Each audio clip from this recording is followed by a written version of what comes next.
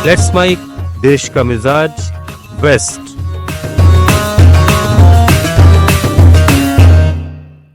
Let's mic देश का मिजाज और खबरें पश्चिम भारत से।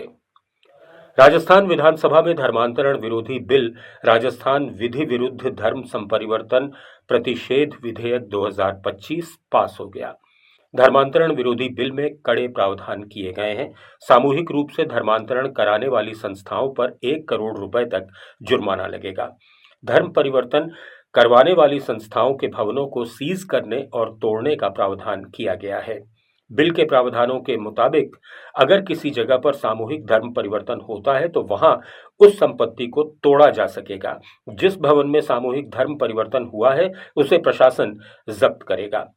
सदन में इस विधेयक पर चर्चा के दौरान निर्दलीय विधायक रविंद्र भाटी ने बिल का समर्थन करते हुए कहा कि धर्मांतरण के खिलाफ कठोर कानून जरूरी है, जिससे भोले भाले लोगों और आदिवासियों को बचाया जा सके। उन्होंने कहा कि इस बिल का इस्तेमाल राजनीतिक प्रताड़ना के लिए नहीं होना चाहिए। अपने अपने मत व पंथ को, अपने संप्रदाय को बड़ा बताने के चक्कर में आपसी टकराव जो खड़ा किया जा रहा है, मेरा निवेदन है इस सदन के माध्यम से धर्मांतरण विरोधी कानून की आवश्यकता है। राजस्थान के कृषि मंत्री किरोड़ी लाल मीणा ने कहा है कि चाहे वसुंधरा राजे की सरकार हो या भजन लाल शर्मा की, उनके हिस्से में हमेशा आपदा मंत्रालय ही आता रहा है। जयपुर में एक कार्यक्रम में मीणा ने कहा कि जहां बाढ़ पड़े, मकान गिरे या बिजली गिरे, वहां मुझे ही जाना पड़ता है। 2003 से 8 तक भी वे आपदा मंत्री थे और अब 22 साल बाद फिर यही जिम्मेदारी मिली है। गोवा के मुख्यमंत्री प्रमोद सावंत ने प्रस्तावित आईआईटी गोवा परियोजना का जोरदार समर्थन करते हुए इसे राज्य के लिए फायदेमंद बताया है। उन्होंने पत्रकारों से बातचीत में कहा कि लोग मुझे बताएं कि वे आईआईटी जैसे प्रोजेक्ट का विरोध क्यों कर रहे हैं।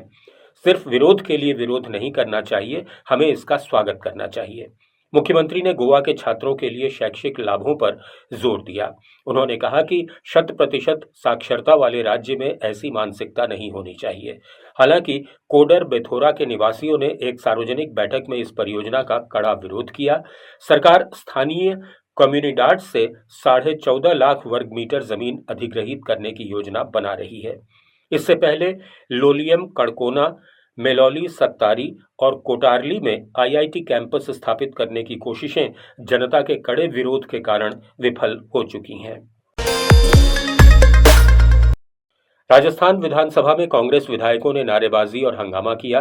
खानपुर विधानसभा क्षेत्र से जुड़े एक प्रश्न के जवाब के दौरान नेता प्रतिपक्ष टीकाराम जूली ने पूरक प्रश्न पूछने की कोशिश की, लेकिन अध्यक्ष वासुदेव देवनानी ने अनुमति नहीं दी। इस पर कांग्रेस विधायक आसन के पास जाकर सरकार के खिलाफ विरोध जताने लगे। टीकाराम जूली ने कहा कि मुख्यमंत्री सदन में चर्चा के दौरान अपने दफ्तर में जाकर बैठ जाते हैं और अतिवृष्टि पर सदन में चर्चा नहीं करवा रहे हैं। सरकार मीटिंग खेल रही है, आंख मिचौली कर रही है। अतिवृष्टि पे चर्चा हो तो सदन को छोड़ के अपने ऑफिस में चले जाते हैं। अरे पूरे राजस्थान के जनप्रतिनिधि इस सदन के अंदर अपने इलाके की आवाज उठा रहे हैं, प्रदेश की आवाज उठा रहे हैं। आपको सुनना चाहिए। जनता में कहने के लिए तो मुख्यमंत्री जी विधानसभा में, और वहां जाके देखो तो विधानसभा का जो चैम्बर है उसमें बैठे मिलेंगे, सदन के अंदर नहीं आते। तो ये जो तरीका है ये गलत है। मैं समझता हूं मुख्यमंत्री जी सदन के नेता है, मुखिया है, और आज प्रदेश जिस हालात के अंदर जूझ रहा है उसमें मुख्यमंत्री जी को स्वयं जो है सिर्फ सत्ता पक्ष से पूछने की जरूरत नहीं है, विपक्ष भी जो मामले बता रहा है उन सबको ध्यान में रखते हुए सरकार में किसानों को और आम पब्लिक को और सड़कों के लिए विशेष जो है बजट जारी करना चाहिए।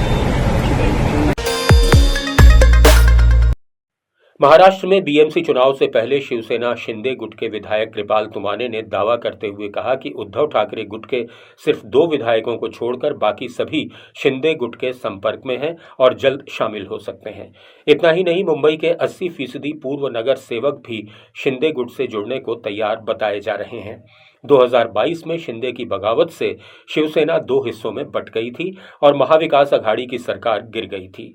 अब बीएमसी चुनाव से पहले ठाकरे भाइयों उद्धव और राज का मिलन भी चर्चा में है। हालांकि दोनों की पार्टियां हालिया चुनाव में खाता तक नहीं खोल सकीं। ऐसे में शिंदे गुट का ये दावा राज्य की सियासत में नया मोड़ ला सकता है। देश का मिजाज में फिलहाल इतना ही। जुड़े रहिए लेट्स माइक के साथ।